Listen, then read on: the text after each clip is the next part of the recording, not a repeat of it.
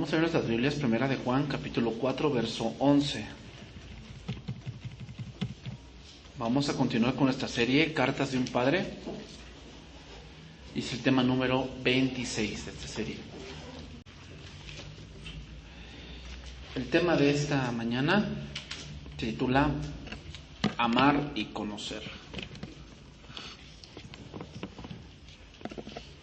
Estas dos cosas, amar y conocer, van muy de la mano. Casi eso siempre es cuando te vas a matrimoniar o cuando vas a iniciar una relación. Bueno, dices, nos vamos a conocer primero, ¿no? Quiere decir que el sentimiento puro solo no basta. Hay que edificar el amor. O sea, muchos pueden sentir amor. El amor tiene que madurar. ¿Okay? O sea, tú puedes amar a tu hijo, pero tienes que conocer cómo es tu hijo. Y tienes que conocer cómo es tu hija para que tú puedas ayudarle. Y en ese ayudar y en ese conocerse, el amor se va a perfeccionar. ¿Ok? Perfeccionar significa madurar. A lo largo del matrimonio, cuando dicen, ya tenemos 30 años de matrimonio, pues tú estás pensando que ese matrimonio tiene un amor más maduro que cuando iniciaron. ¿Por qué? Pues en 30 años, ¿qué cosas no conoces de él o de ella? Pero ¿qué crees? Puede ser que tengas ese tiempo y tu amor no sea maduro, tu amor no sea perfecto. ¿Por qué? Porque ya no amas en verdad. O sea, cuando ya no amas, ya no te interesa. O sea, ya le pones su punto y aparte. ¿Ok? Y es porque ya no es como al principio. Por eso muchos cristianos no han madurado en el amor. ¿Por qué? Porque su amor, como la iglesia de Éfeso, se ha apagado, ¿no? Ha perdido el primer amor. Y entonces empiezan a tener o amar otras cosas, obviamente que no son Dios. Vamos a ver ahí, primera de Juan 4:11, dice, amados, si Dios nos ha amado así, debemos también nosotros amarnos unos a otros. Nadie ha visto jamás a Dios. Dice, si nos amamos a otros, Dios permanece en nosotros y su amor se ha perfeccionado en nosotros. En esto conocemos que permanecemos en Él y Él en nosotros, en que nos ha dado de su Espíritu. Y nosotros hemos visto y testificado que el Padre ha enviado al Hijo, el Salvador del mundo. Todo aquel que confiese que Jesús es el Hijo, Dios permanece en Él y Él en Dios. Okay. Entonces, a Dios no podemos conocerlo simplemente por tu desarrollo intelectual, es decir, por métodos científicos. Dios no está en ciencia, pero si nada más nos vamos a ese punto, vamos a encontrar un límite. ¿Ok? Dios no está peleado con los métodos científicos. De hecho, de Dios viene el conocimiento y todo lo que ha descubierto el ser humano es porque Dios le ha permitido que lo descubra. Los átomos, los protones, los neutrones, toda esa parte, Dios ha permitido que el hombre lo descubra, el ADN, el ARN y toda esa escalerita que nombra cómo eres en tu persona, Dios ha permitido que lo descubra. Pero aquel que quiera conocer a Dios, solo hay un camino. Vamos a ver Juan 14:1. ¿Ok? Juan 14:1. Entonces, ese es el problema del hombre. El problema del hombre es que quiere entender las cosas espirituales con cosas terrenales.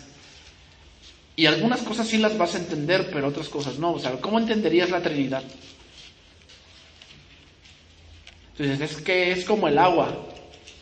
Bueno, es parecido. Y no acercarse a lo que de verdad es. Porque mira, el agua en sus diferentes estados tiene diferentes composiciones, y la Trinidad no. O sea, la Trinidad son 3 personas con la misma composición, los mismos atributos, la misma divinidad, la misma esencia. ¿Cómo explica científicamente? No se puede. O sea, Yo te puedo a lo mejor un poco tratar de explicar, pero terrenalmente entender eso es irracional. No lo podemos entender, porque estamos sabedores que una de las reglas es que ninguna persona es igual.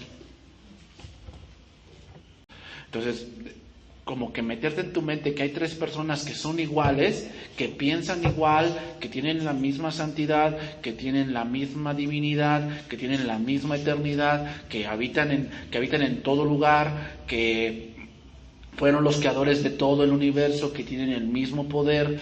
¿Cómo explicas eso? Y ese es un problema para el gnosticismo. El gnosticismo que le gusta tener mucho conocimiento, cuando comparaban a Jesús con Dios, ahí había un problema.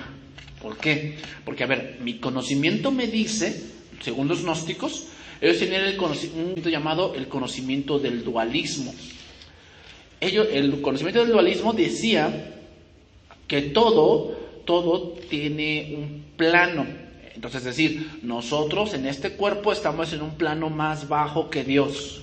Dios está en otro plano, Dios está más elevado, Dios santo, y entonces Dios, al ser santo, Él está por encima de todo. Por lo tanto, cuando tú dices que Jesús, siendo hombre, es como Dios, no me entra en la cabeza, porque mi conocimiento del dualismo me dice que Él, al encarnarse, está en otro plano. Dios es santo, ¿verdad? Pero entonces no les entraba en la cabeza cómo era que Juan y que los cristianos proclamaban que Jesús es Dios, siendo que Él se encarnó. Eso es lo que a los gnósticos no podían entender. Entonces ahí dice Juan 14:1, vamos a ver, ahí dice: no se turbe el corazón. Fíjate cómo lo dice Jesús. ¿Creéis en Dios? Creed también en mí. Fíjate, va de la mano. O sea, ¿tú crees en Dios? Es lógico que vas a tener que creer en Jesús. O sea, no puede ser que tú creas en Dios y Jesús lo dejes a un lado. Eso es lo que hacían los gnósticos. Los no creían en Dios, pero dejaban a Jesús de lado. Aquí la palabra turbarse significa agitarse como agua. ¿Qué pasa cuando el agua está turbia? No puedes ver bien. No ves bien el fondo. Cuando el agua está calmadita, el fondo del pozo o el fondo del río. Pero cuando está turbia el agua, entonces turbarse, hermanos, habla de no estar seguro de dónde estás situado. Entonces, si nuestra confianza está en Dios, por ende debe estar fundada en Cristo. Por eso la gente ya cree en Dios, sí cree en Dios, pero no cree en Cristo. O sea, ¿tú crees en Dios? Todo el mundo cree en Dios.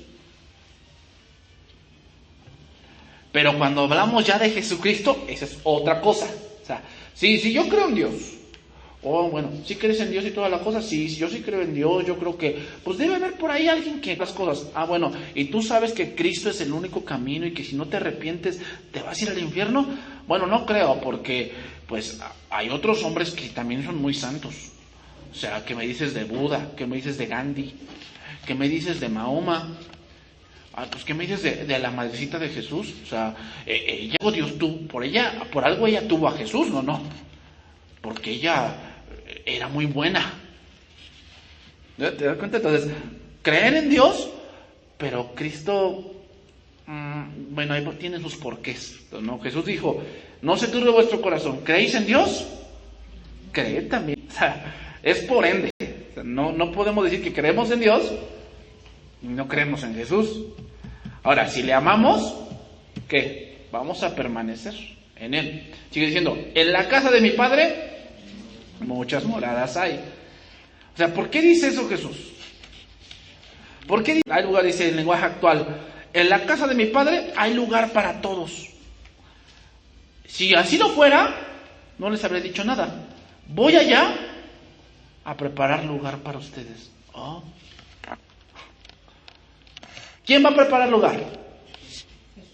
Entonces, ¿cómo es aquel que queriendo llegar al cielo y cree en Dios, pero no cree en aquel que fue a preparar el lugar para él? Entonces, es ilógico. O sea, no hay ningún otro camino por el cual podamos conocer a Dios. Entonces, la seguridad que tenemos en Cristo de que estaremos con Él radica en que cree en Jesús.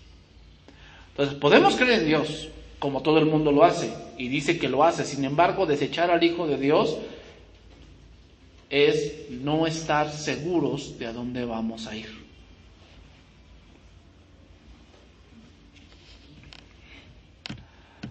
Entonces, ¿por qué hay que creer en Dios pero no sabe a dónde va? Porque no podemos separar a Dios de Jesús. No es posible que digamos que amamos a Dios y separamos a Jesús de Dios. No se puede. Eso lo único que va a traer es turbación a tu corazón. Eso es lo que decían los gnósticos, ¿no? Predicaban de Dios, pero dejaban a un lado a Jesús. Seguimos adelante. Y si me fuere y os prepararé el lugar, vendré otra vez y os tomaré a mí mismo, para que donde yo estoy, vosotros también estéis. ¿Y sabéis a dónde voy? Lo afirma. ¿Por qué? Porque en Dios debe creer en Jesús, y eso lo afirma en algo que ya sabe. Y sabéis a dónde voy y sabéis el camino. Entonces, ¿por qué sabían esas dos cosas? Porque habían ya andado con él 3 años. Debían haberse dado cuenta de que él es en el Padre y el Padre en él. Sin embargo, tenían entendimiento, tenían conocimiento de Dios, pero no conocían a Jesús. Sabían de Dios, sabían de los mandamientos, de la ley de Dios, pero no conocían a Jesús. Por eso dice el versículo 5, y dijo Tomás: Señor, no sabemos a dónde vas. Tomás no conocía de Dios. Yo que sí, los judíos conocían de Dios. Pero cuando llegó Jesucristo, no lo conocieron. Dice, a lo suyo vino y los suyos no le recibieron, no le conocieron. Dice, no sabemos a dónde vas. ¿Podemos saber el camino? Jesús le dijo, yo soy el camino, la verdad y la vida. Y nadie viene al Padre si no es por mí. El Evangelio de Juan nombra 7 yo sois. Yo soy el camino, yo soy el pan de vida, yo soy la resurrección y la vida, yo soy el agua viva. Antes que Abraham fuese, yo soy. La palabra yo soy se utilizó por primera vez, o Dios la utilizó, cuando Moisés se presentó en la zarza. Y le dijo, tú me envías. Preguntar en los israelitas, ¿quién me envió? ¿Qué les voy a decir? ¿Sabes por qué preguntó eso Moisés? Porque los israelitas tenían el punto de que sí existía Dios. Tienen ese punto, pero no le conocían en verdad. Los egipcios sí tienen una divinidad absoluta. Antes de todo eso que pasó, sí creían una divinidad absoluta, pero no sabían cómo se llamaba. Dios mismo se pone el nombre. La palabra yo soy habla de un absoluto. Habla del que existe en sí mismo. Tú no puedes decir eso. O sea, yo no puedo decir el yo soy. ¿Por qué? Porque yo no existo en mí mismo. Yo necesito comer. Yo necesito dormir, beber. Yo no puedo existir por mí mismo. O sea, yo no puedo regir mi vida con morir y cuando voy a resucitar. Eso no es mío. Eso solamente se aplica a Dios. Por eso lo querían apedrear a Jesús. Porque cuando él dijo, antes que Abraham fuese yo soy, dice, agarraron piedras. ¿Por qué? Porque ese pronombre yo soy solamente se le puede aplicar a Dios. Porque es en sí mismo, porque Él es absoluto, porque Él tiene todo bajo su control. Entonces, ¿queremos conocer a Dios? Conozcamos a Jesús. ¿Queremos amar a Dios? Debemos amar a Jesús. ¿Queremos conocimiento de Dios? Debemos tener a Jesús. ¿Queremos ser más como Dios? Debemos ser más como Jesús. ¿Por qué? Porque Él es el único camino y verdad y vida. Y nadie va a conocer o nadie va a llegar al Padre si no es por Jesús. Versículo 7 dice, si me conocieseis, también a mi Padre conoceríais. Y desde ahora le conocéis y le habéis visto. Felipe le dijo, Señor, muéstranos al Padre y nos basta. ¿Qué pedía allí? Felipe es la figura de aquellos que dicen, es que no siento nada. Es que en el otro lado donde me congregaba, yo sí sentía como que la presencia de Dios. Entonces, Señor, hazme sentir esto y me basta. No es de sentir, es de conocer. No dijo Jesús, si sienten de Dios, es que van a sentirme a mí. No.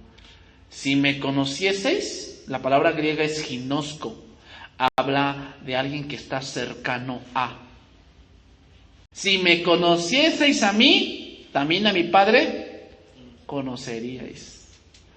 Jesús le dijo, versículo 9, ¿tanto tiempo hace que estoy con vosotros y no me has conocido?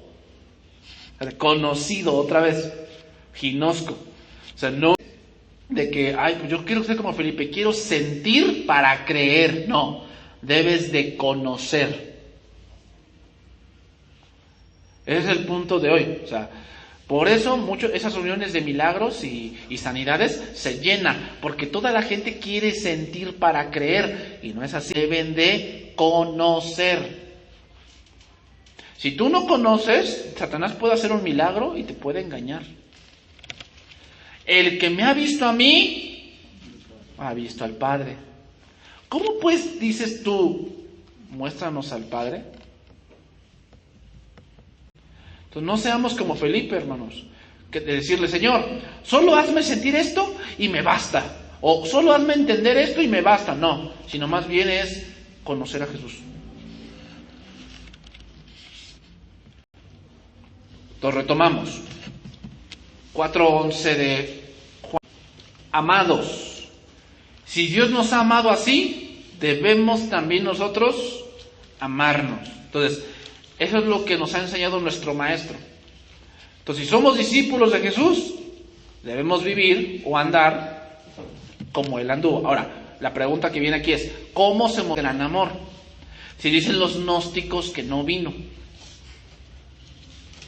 La palabra sí, esa palabra cuando dice, amados, si Dios, esa palabra sí, indica veracidad.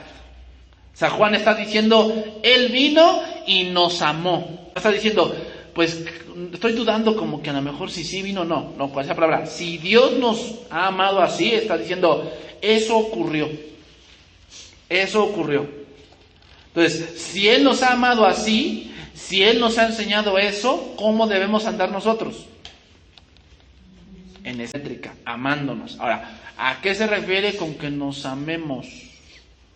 Te voy a poner nada más un ejemplo. Mateo 18:23.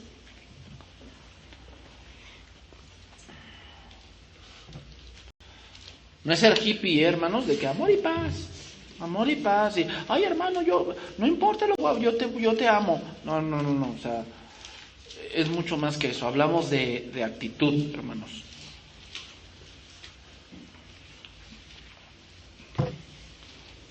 O sea, ¿cómo demuestras que amas a tu autoridad? Cuando te sometes. Pero hay muchos que dicen, no, yo sí amo a mi autoridad. Pero pues haces, cuando puedes lo calumnias, cuando puedes hablas mal de él, cuando puedes pues lo sobajas, pero cuando estás delante de él, amor y paz. ¿No? ¿Cómo demuestras que amas a tu papá y a tu mamá? Ay, pues porque vivo con ellos. No. Porque los honras, porque obedeces, porque tratas de obedecer su instrucción cuando ellos te dicen, tienes que llegar a tal hora, tienes que hacer esto. Entonces, si tú amas a tus padres, vas a hacerlo. Si no los amas, aunque tú me digas, es que yo quiero mucho a mi mamá, pero haces lo que quieres y te vale un comino como lo que si se enoja o no, bueno, entonces eres un mentiroso. ¿Se te das cuenta? O sea, amar desde que yo te amo mucho, sábetelo bien. Dice ahí, 18:23 de Mateo. Por lo cual el reino de los cielos es semejante a un rey que quiso hacer cuentas con sus siervos. Y comenzando a hacer cuentas, le fue presentado uno que le debía 10,000 talentos. A este, como no pudo, ordenó su señor venderle y a su mujer e hijos y todo lo que tenía para que se le pagase la deuda. Entonces aquel siervo postrado le suplicaba, diciendo: Señor, ten paciencia conmigo y yo te lo pagaré todo. El Señor de aquel siervo, movido a misericordia. ¿De dónde viene la misericordia? O sea, amaba a su siervo, lo amaba. Y bien, de tanto le amaba que le prestó 10,000 talentos. De tanto le amaba que le prestó. Y no conforme con eso, le soltó, dice ahí, y le perdonó la deuda. ¿Por qué? Porque amaba a su siervo. Pero saliendo, halló uno de sus consiervos que le debía 100 denarios. O sea, 100 días de trabajo. Y haciendo de él, le ahogaba. Habla de que lo atormentaba día y noche que le pagaba. Entonces su consiervo, postrándose a sus pies, le rogaba diciendo: paciencia conmigo y yo te lo pagaré todo. Mas él no quiso, sino fue y le echó en la cárcel hasta que pagase la deuda.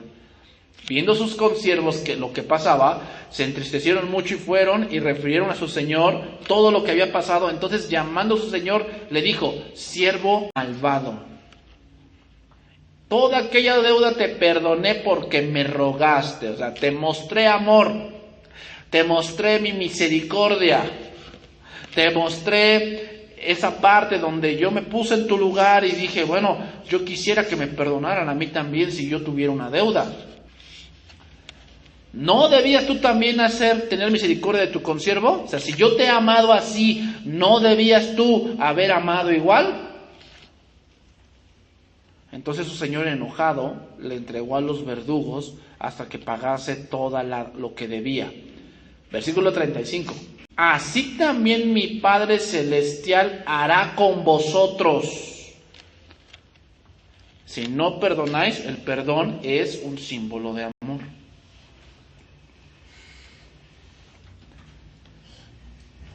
O sea, no solamente hay que amarnos.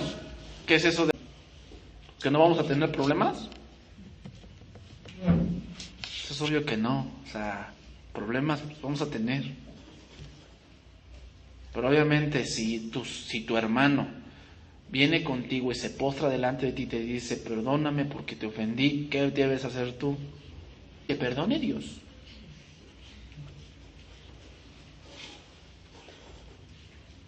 ¿Te das cuenta? O sea, entonces, ¿cómo dices que Dios te ha perdonado si tú no perdonas? Entonces, amados, si Dios nos ha amado así, ¿a qué se refiere con el amor? Se nos ha entregado por nosotros, nos ha perdonado, nos ha mostrado su misericordia, porque le rogamos, tuvo misericordia y nos perdonó toda aquella deuda. Debemos nosotros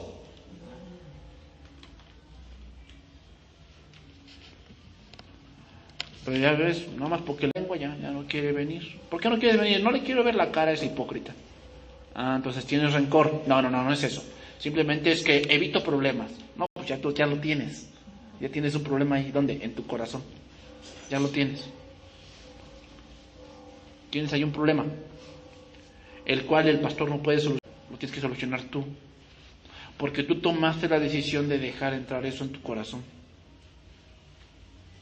¿No? O sea, no es la culpa del de enfrente de que me hizo, no, es culpa tuya que dejaste que ese pensamiento de rencor y de amargura penetrara en tu corazón. Y por eso te encuentras ahora como te encuentras.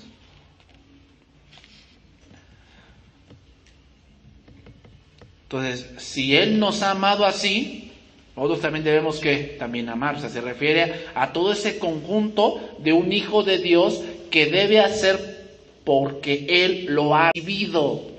Cuando hablamos de amarnos, hablamos de todo ese carácter moral que el Hijo de Dios debe de tener. De eso hablamos.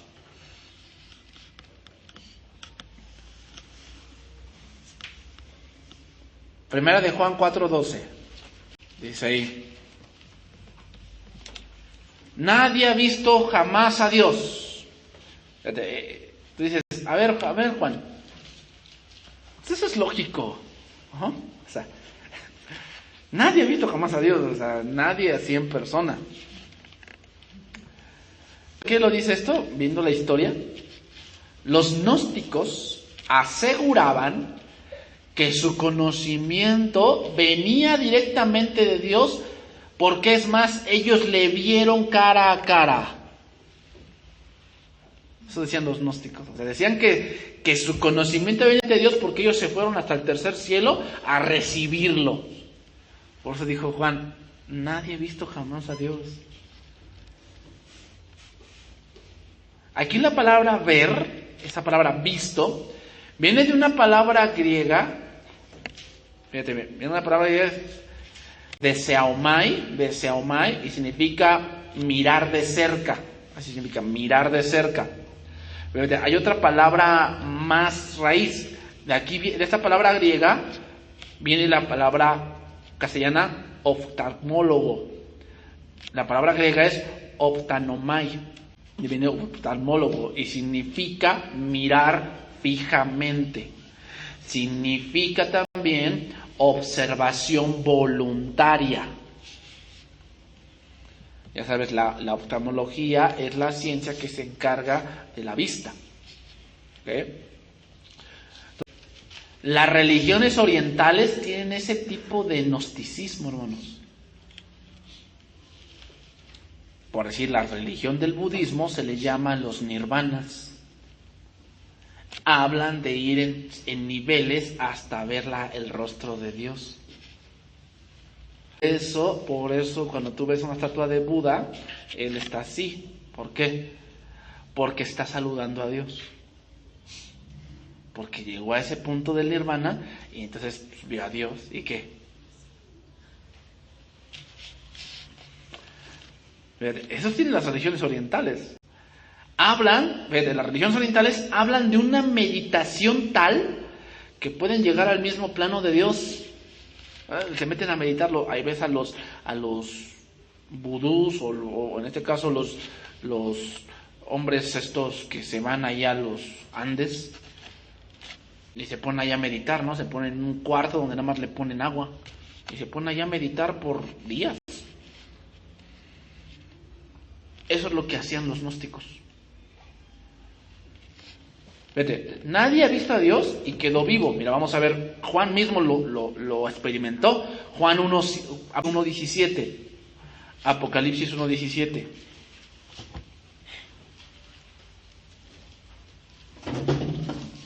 Entonces, nadie puede afirmar que vio a Dios cara a cara, porque nadie que vea a Dios puede estar vivo. Cuando le vi, Apocalipsis 1:17, cuando le vi, caí como muerto a sus pies, y él puso su diestra sobre mí, diciéndome, no temas, yo soy el primero y el último, y el que vivo y estuve muerto, mas he aquí que vivo por los siglos de los siglos, amén, y tengo las llaves de la muerte y de la... ¿Quién está hablando ahí con Juan? Jesús mismo. Jesús mismo. Ahora cuando dice, caí como muerto, es obvio que se murió. Es obvio, o sea, estuvo viendo al Señor, dice, sus ojos como llama de fuego, y sus pies como bronce bruñido, sus cabellos eran blancos como la nieve. O sea, vio toda la majestuosidad de Dios, y se caí como muerto, o sea, se murió. Cuando se puso su diestra sobre mí, es que el Señor lo resucitó. ¿Por qué? Porque la misión de Juan no era que se muriera, la misión era que escribiera. Pero obviamente cuando tienen un encuentro con Dios, se morían. Mira, hay otro ejemplo, anótalo si quieres, Daniel 8:16. El profeta Daniel también vio a Dios, dice, y oí una voz de hombre entre las riberas del Ulá, que gritó y dijo, Gabriel, enseña a la visión. Vino luego cerca de donde yo estaba, y con su venida me asombré y me postré sobre mi rostro, pero él me dijo, entiende, hijo de hombre, porque la visión es para el tiempo del fin. Mientras él hablaba conmigo, caí dormido en tierra sobre mi rostro, y él me tocó en pie. ¿Qué pasó? Se murió. ¿Por qué? Porque la visión que Gabriel le iba a mostrar era de Dios. Y al ver la visión de Dios, ¿qué? Entonces, ¿cómo los gnósticos aseguraban que habían visto cara a cara a Dios y estaban vivos? ¿Cómo? O sea, es tal la santidad de Dios que ningún hombre puede estar de pie delante de Él. ¿Cómo es que ellos afirmaban que habían visto a Dios cara a cara? Que eso es lo que ellos decían, los gnósticos. Entonces, primera de Juan 4:12 dice, nadie ha visto jamás a Dios, nadie. Pero Juan después en el verso 12 va a afirmar cómo se ve Dios. O sea, nadie ha visto a Dios jamás, pero hay unas maneras de ver cómo es Dios. Nos amamos unos a otros, Dios permanece en nosotros y su amor se ha perfeccionado en nosotros. Bueno, a ver, entonces, si Dios es invisible, ¿cómo sabemos que existe? Por el amor que hay en nuestros corazones. Entonces, la prueba más tangible de que Dios se ve cuando los hijos de Dios perdonan. Ahí se ve que Dios está en su corazón. Se ve, o sea, cuando los hijos de Dios tienen misericordia. Cuando los hijos de Dios respetan. Cuando los hijos de Dios someten. Cuando los hijos de Dios dicen no al pecado, ahí se está viendo Dios. Cuando los hijos de Dios no hablan como los del mundo, ahí se ve Dios. Es ahí cuando el amor se perfecciona. ¿Cómo puedes ver que Dios existe? Pues cuando obedeces. ¿Cómo se dio cuenta Potifar de que Dios estaba con José?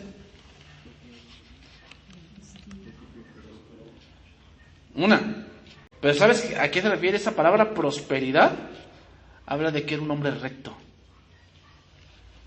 Habla de que era un hombre temeroso de Dios, que no, si su pago eran 2,000, agarraba los 2,000 nada más. No agarraba de más. Pues Potifar vio que no robaba. Potifar vio que no mentía. Potifar vio en José que no tenía vicios. Dije, Dios está con este hombre. Lo dedujo. Ay, pero si Dios no existe. ¿Cómo se dio cuenta Nabucodonosor que Dios estaba con Daniel? Es que era 7 veces mejor. Sí, pero ¿a qué se refiere? A su carácter, a lo que Daniel era. Era un hombre recto, era un hombre moralmente como santo. A eso se refiere. Entonces, ¿cómo se muestra que tú conoces a Dios? Porque eres un hombre moralmente santo. O sea, no estoy diciendo que no tengas fallas, estoy diciendo que tu modus vivendi va acorde a lo que quiere que vivas. A eso se refiere. Entonces, obviamente la gente cuando te ve que no hablas como ellos, ¿qué va a decir? Este tiene a Dios. Cuando la gente ve, o sea, que si vienen estas fechas, ¿no? El mes siguiente se viene la fecha de andar con la familia. Bueno, que cuando tú llegues con tu familia, vean que Dios está contigo. ¿Por qué? Porque tú llegas y saludas. Porque ¿cómo entran? O sea, imagínate, es una familia numerosa, porque yo lo viví, una familia numerosa, y llega el tío no sé quién, y llega como San Pedro en su casa, ¿no? Llega, se mete a la cocina y no sale, porque él va a ver a su papá, él va a ver a su mamá. A los demás, pues que se aguanten. Pero cuando tú llegas y dices, buenas noches, saludas, nada más con eso la gente se da cuenta que Dios está contigo.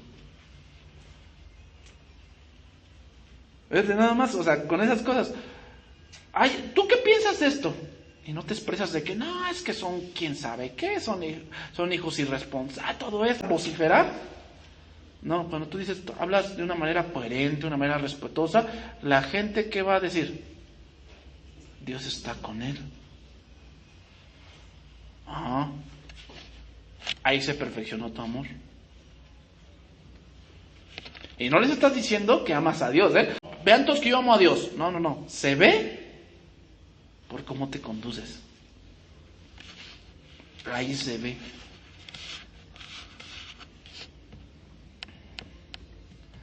Donde se ve, pues, que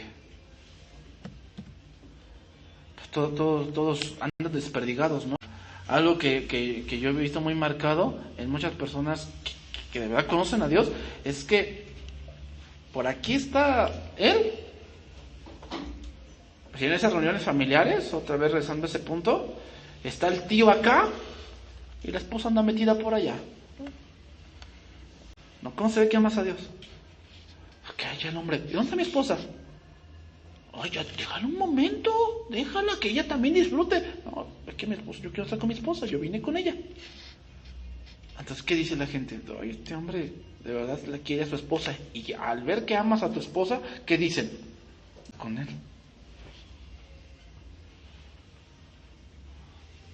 Pero si te vale un comino si ya comió. O sea, porque si vas a la casa de tu mamá, varón, pues piensas que tu mamá se va a preocupar por tu esposa. No, se va a preocupar por ti, porque tú eres su hijo. ¿Y tu esposa? Pues, si no, por.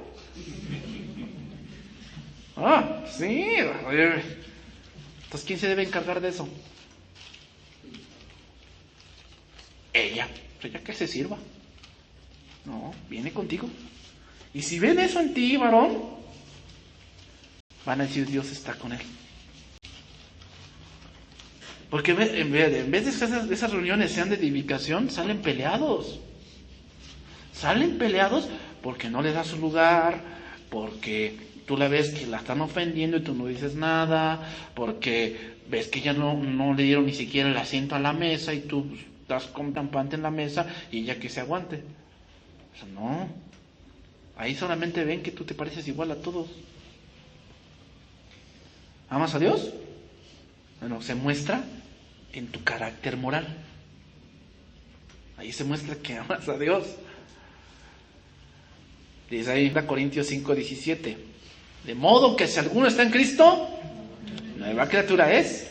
Las cosas viejas pasaron. He aquí todas son hechas nuevas. Y todo esto proviene de Dios, dice, quien nos reconcilió consigo mismo por Cristo y nos dio el ministerio de la reconciliación. Versículo 19 de 2 Corintios 5. Que Dios estaba en Cristo reconciliando consigo al mundo, no tomándoles en cuenta a los hombres sus pecados, y nos encargó a nosotros la palabra de la reconciliación. Así que somos embajadores en nombre de Cristo, como si Dios por medio de nosotros. O sea, ¿quién es un embajador? Un representante de. Entonces, tú con tu vida eres un embajador de Dios. Pero obviamente lo primero que viene es que si debes estar, porque el que está en Cristo, nueva criatura es. O sea, no puedes hacer cosas nuevas si en Cristo no está en tu vida. Si nada más crees en Dios, pero no crees en Jesús.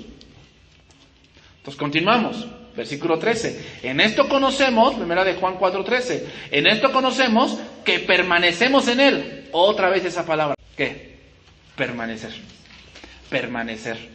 En esto conocemos que permanecemos en Él y Él en nosotros, en que nos ha dado de su Espíritu. Ahora, quiero que te des cuenta el orden en que lo pone. Permanecer en Él y Él en ti. O sea, las cosas vienen de ti. Jesús también así lo dijo en Juan 15:4. Permaneced en mí y yo en vosotros. Primero eres tú. Tú tienes que permanecer. Y por ende Dios permanece en ti. Como el pámpano no puede llevar fruto por sí mismo si no permanece en la vid. Bueno, pero ¿cómo me doy cuenta de que permanezco en Él? ¿Cómo? Bien, hay dos formas que van muy parecidas. Número 1, porque empiezas a dar fruto. Es decir, mi carácter cambia. Fíjate, hay una frase en la Biblia que se llama: si oyereis hoy su voz, no endurezcáis vuestra cerviz. ¿No? Dice, bueno, ¿sabes qué significa doblegar la cerviz? ¿Sabes qué significa? en la palabra, en la escritura, significa abandonar toda actitud de autosuficiencia. Eso significa. Alguien que se cree así autosuficiente tiene la cerviz dura. Se utiliza para cuando un caballo es relinchante, no se doblega, no es mansito, no se deja guiar. Ese es alguien que tiene dura la cerviz. O sea que tú tratas de guiarlo, tratas de darle consejos para que su vida le vaya mejor y él endurece la cerviz. Es decir, tiene actitud de autosuficiencia. Doblegar la cerviz es abandonar, y eso es de la voluntad. O sea, tú tienes que decir, ahora sí, ya me rindo a esto, ya. Entonces, el primer enfoque de permanecer en Dios es que tu cerviz se doblega. Es decir, el fruto del amor, que es el primero que se da, un carácter que empieza a cambiar, ¿no? Habla de que dejas toda esa actitud de vanagloria y de orgullo. Lo tienes que dejar. Número 2, otro enfoque sobre esto es el amor fraternal. ¿Qué es fraternal? Habla de la ayuda mutua que hay entre los hijos de Dios.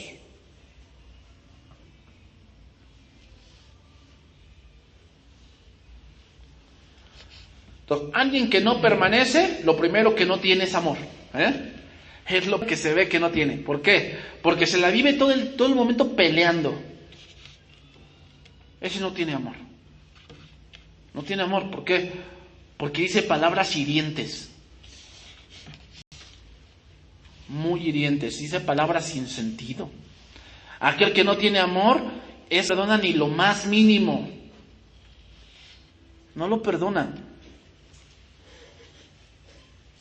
Y son personas que parece que tienen un pleito con el mundo. ¿Hay otro tipo de personas? O sea, todo el mundo está mal menos él. ¿No? Todo el mundo la trae contra él. Todo. Y nadie lo puede ver fijamente porque ya tiene algo contra él. Lo primero que se ve cuando no tiene a Dios es que no tiene amor. Eso brilla por su ausencia. La primera de Juan 4:14. Y nosotros hemos visto y testificamos que el Padre ha enviado al Hijo, el Salvador del mundo. Aquí las dos palabras importantes son esas, visto y testificar. Son dos palabras importantes. La primera palabra es la misma que vimos al principio, percibir, ver cerca. Pero ¿cuál es la diferencia entre los gnósticos y los cristianos? La diferencia es que el cristiano testifica. La palabra griega es martureo y significa testificar literal o figurativamente. Significa también alcanzar buen testigo.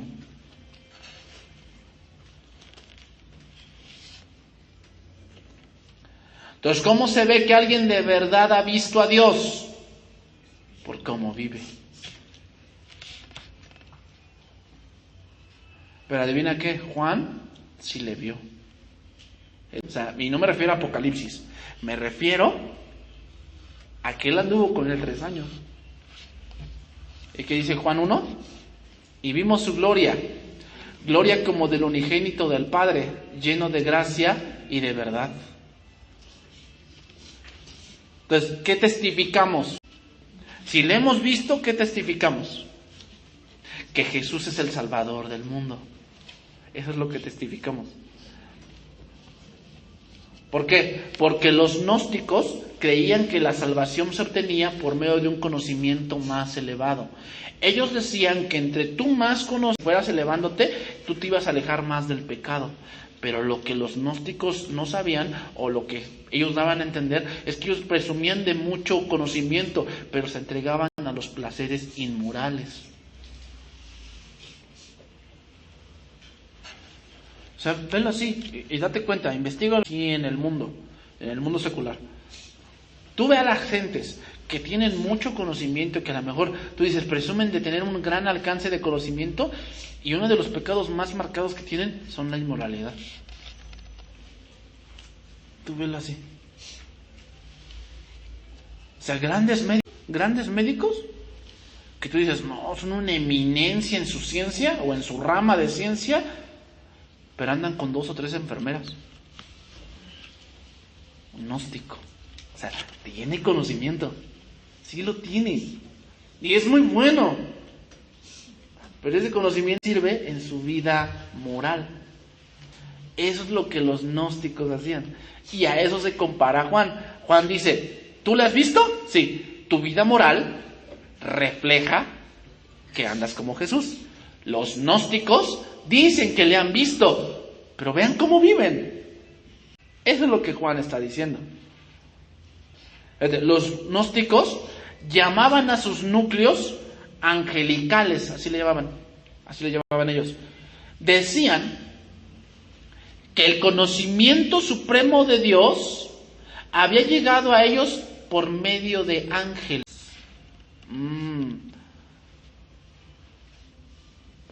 Yo apenas escuché un gnóstico que hablaba de esto.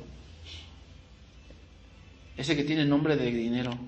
Él dice que debes orar a los ángeles y no a Dios, porque son los ángeles que protegen. Eso es un gnóstico.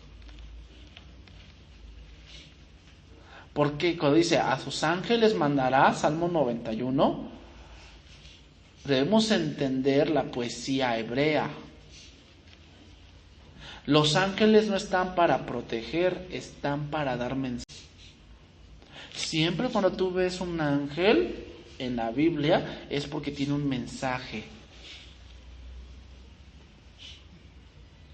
Porque si así fuera que los ángeles protegen, entonces ¿por qué Dios le dijo a Satanás, toca su carne pero cuida su vida?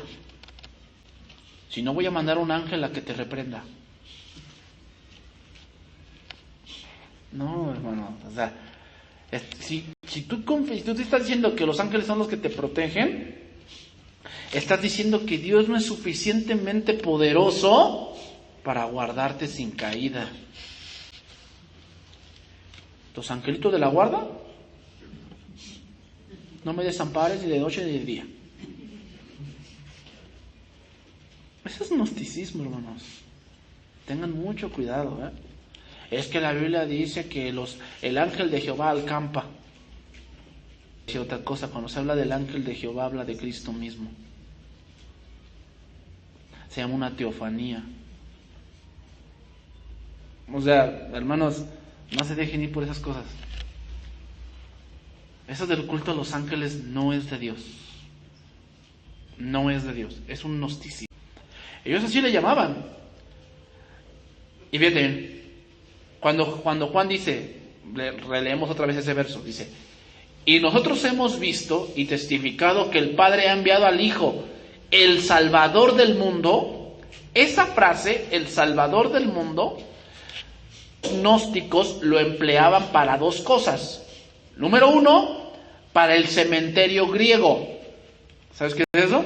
Zeus, Apolo, Afrodita, Atenea, Poseidón. Ese es el cementerio griego. Ellos le decían Zeus, el Salvador del mundo. ¿Se has oído la historia de Zeus? ¿No? Que él fue el que destruyó a los titanes y incluso a su padre. ¿No? Él salvó al mundo, es lo que decían ellos. Número 2, también los gnósticos atribuyen lo del Salvador del mundo a César, el rey de Roma.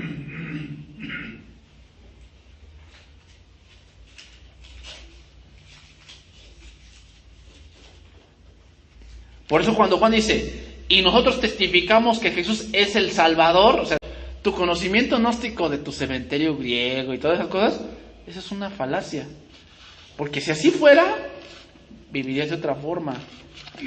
Pero nosotros testificamos con nuestra vida que Jesús es el Salvador del mundo. ¿Por qué? Por cómo vivimos. O sea, vámonos por la parte final. Primera de Juan 4:15. Todo aquel que confiese que Jesús es el Hijo de Dios, otra vez, Dios permanece en él y él en Dios. Aquí confesar, hermanos, no solamente es hablar. Habla de reconocer, pero con todo el corazón. La palabra griega se subdivide, es una palabra compuesta que se divide en dos palabras. Una es tiempo, o mismo lugar o tiempo, y la otra es logos, significa tratado o pensamiento. Significa entonces confesar es que tengo el mismo pensamiento que Dios en cualquier lugar o tiempo. Eso significa confesar. Que tengo el mismo pensamiento de Dios en el mismo lugar o tiempo.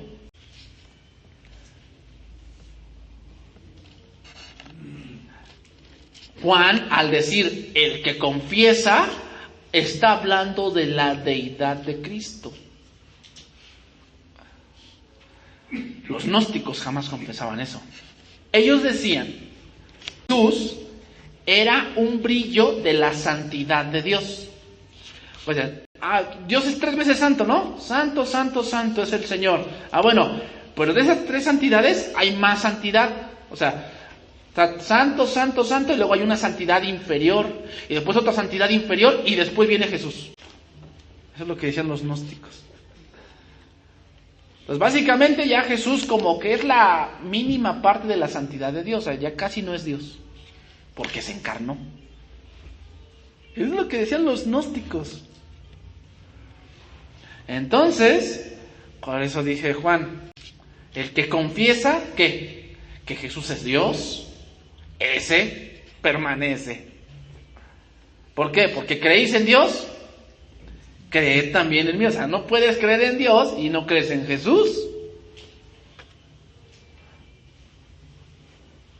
Entonces, no es la confesión, hermanos, de un mero asentimiento intelectual. ¿Okay? No es la confesión de un mero asentimiento intelectual, sino una confesión que involucra la entrega de mi voluntad a Jesús.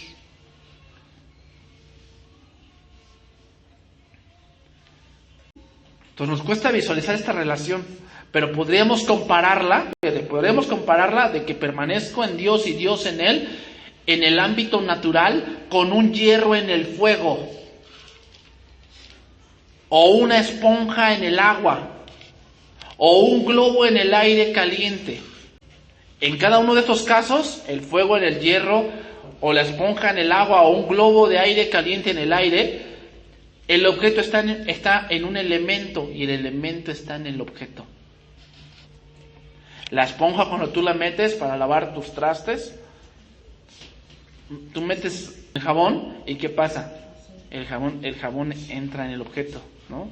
Absorbe el jabón, entonces lo sacas y aunque lo sacas, ¿qué pasa? Los dos permanecen ahí. Cuando tú confiesas que Jesús es el Señor y que Él es tu Señor, donde tú vayas, están los dos elementos. ¿Cuál? Tu confesión, pero también Dios en ti.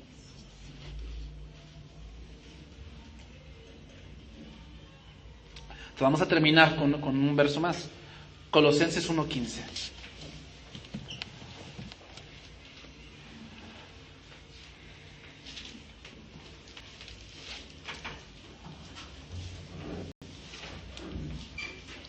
Colosenses 1:15. Entonces, no es solamente decir, yo sí creo. No. Tu confesión es, ¿crees en Dios? Sí. Jesús es el Hijo de Dios, el único medio de llegar al cielo. Bueno, es que yo también he hecho cosas buenas. No te estoy diciendo eso. Fácilmente te vas a dar cuenta cuando alguien no cree en Jesús. ¿Cómo? ¿A dónde vas a ir? Si me porto bien, al cielo. Si cree en Dios, porque cree en Dios porque sabe que Dios está en el cielo y sabe que Dios le gusta que hagamos cosas buenas. Cree en Dios, pero ¿por qué no está seguro? Porque no cree en Jesús.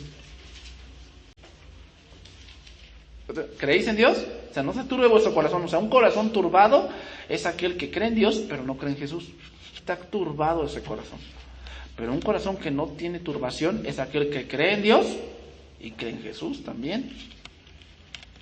Por eso después dice Jesús, en la casa de mi Padre, muchas moras. O sea, ¿estás seguro de que si crees en Dios y crees en Jesús, sabes a dónde vas a ir o no? Sí, porque Él fue allá a preparar lugar para mí. Pero aquel que no cree en Jesús, pues no sabe si su lugar es allá o es abajo. No sabe. Colosenses, la carta a los Colosenses, ¿sabes también de quién está tratando Pablo? De los gnósticos también. Esos gnósticos eran una espinita en el costado. Eran gente que se estaban filtrando en las iglesias. La iglesia de Colosas, Pablo nunca la visitó físicamente, nunca. Pero la fundó Dios a través de un discípulo de Pablo. Pero Pablo nunca la visitó así físicamente. Sin embargo, Pablo, estando en la cárcel, les escribe sobre esas cosas que los gnósticos van infiltrando con su doctrina falsa.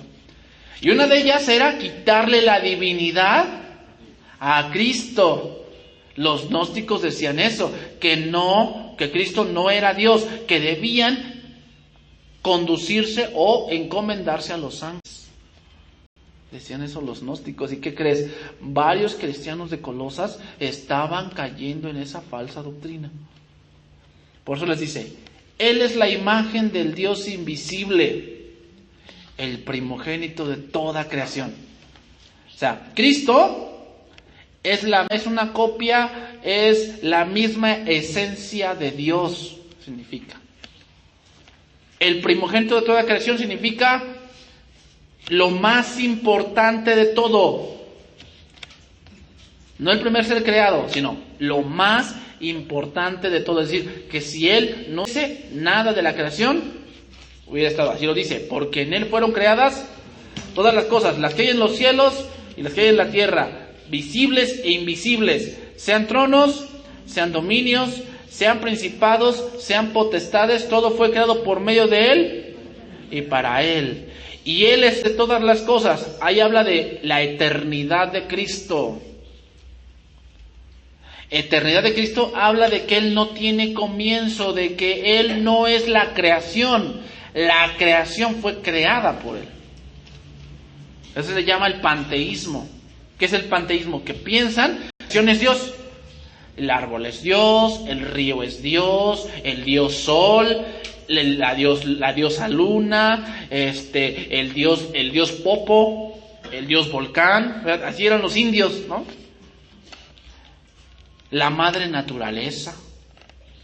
¿Sabes por qué le dicen madre naturaleza? Porque ella es la que provoca que los animales nazcan. Por eso le llaman madre naturaleza. Pero no, ¿quién hace que subsistan todas las cosas? Jesús, con la palabra de su poder. Por eso dice, y Él es las cosas, y todas las cosas en Él subsisten. O sea, todo tiene un propósito en Cristo. Porque hay por ahí otro pensamiento, otra religión, que habla de que Dios creó la creación y después la abandonó. O sea, Dios nos dijo, ya hice los recursos naturales, entiéndanse ustedes. Hay un pensamiento así, ¿eh? No. Cuando dice subsisten, habla de que Jesús está en control de la creación, pero también está en control de sus propósitos dentro de la creación. O sea, eso solamente lo hace Dios. Es de lo que está diciendo Pablo, desechando y enfrentando esa doctrina gnóstica. Y eres la cabeza del cuerpo, que es la iglesia. ¿Qué quiere decir? Que Él con su palabra, y Él es el que dirige la iglesia, no los ángeles. Porque Jesús, sabiduría de Dios y poder de Dios. O sea, no estamos en ese conocimiento gnóstico. Cristo es la cabeza de la iglesia. Él es el principio, el primogénito de los muertos. Ahí primogénito significa el que estuvo muerto y vivió y ahora vive por siempre. Él es las primicias de la resurrección. Para que en todo tenga, o sea, Él es lo más importante. por cuanto agradó al Padre que en él habitase toda plenitud, y por él, ahí viene, reconciliar consigo todas las cosas, así las que están en la tierra como las que están en los cielos, haciendo la paz mediante la sangre de su cruz. Y a vosotros también, que erais en otro tiempo extraños y enemigos en vuestra mente, haciendo malas obras, ahora os ha reconciliado. Otra vez, volvemos al mismo punto. Mira, Pablo hablan lo mismo. El que ha visto, testifica. ¿Cómo? Antes éramos así, ahora, de modo que si alguno está en Cristo, nueva criatura es, dice, y en su cuerpo de carne, por medio de la muerte, para darnos santos y sin mancha e irreprensibles delante de él. Dice ahí, si en verdad permanecéis, otra vez, si en verdad permanecéis fundados y firmes en la fe. ¿A qué se refiere con la fe? El contexto lo dice, Cristo. Esa es la fe. Y sin movernos de la esperanza del Evangelio que habéis oído, el cual se predica en toda la creación que está debajo del cielo, del cual yo, Pablo, fui hecho ministro. Si el Hijo es la imagen del Dios invisible, que es desde la eternidad hasta la eternidad, entonces también el Hijo es desde la eternidad hasta la eternidad. Él está sobre todas las cosas creadas, sobre el tiempo y sobre el espacio. Lo que Pablo expresa es lo que nosotros confesamos en el credo niceno, se llama, que Jesucristo es Dios de Dios, luz de luz, verdadero Dios de verdadero Dios, engendrado y no hecho. Entonces Jesús es la revelación perfecta de Dios para todos los hombres. Entonces su naturaleza de ser espiritual lo coloca más allá de lo que decían los gnósticos. Entonces, hermanos, a Dios nadie le vio jamás. Pero ¿cómo se ve en Dios? Por tu conducta moral en Dios. Si tú dices, ay, ¿a poco ya has visto a Dios? No, pues cara a cara yo no lo he visto. Entonces, ¿cómo sabes que Dios existe? Porque el amor de Dios ha sido derramado en tus corazones. Porque he visto cómo Él ha cambiado mi vida. Poco a poco tú a veces no te das cuenta, pero la gente dice, ya no eres el mismo. Ya no eres la misma. Dios se hace real en tu vida. Vamos ahora.